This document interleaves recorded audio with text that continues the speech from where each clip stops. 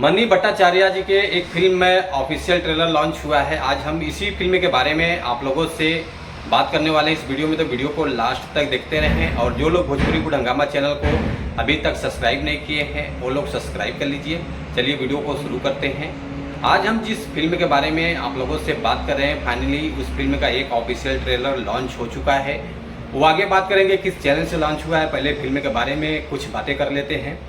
Film में काम किया है मनी भट्टाचार्य जी हैं। फिल्म का नाम है कन्यादान 2, जो कि बहुत अच्छी फिल्म बनी है, पारिवारिक फिल्म है।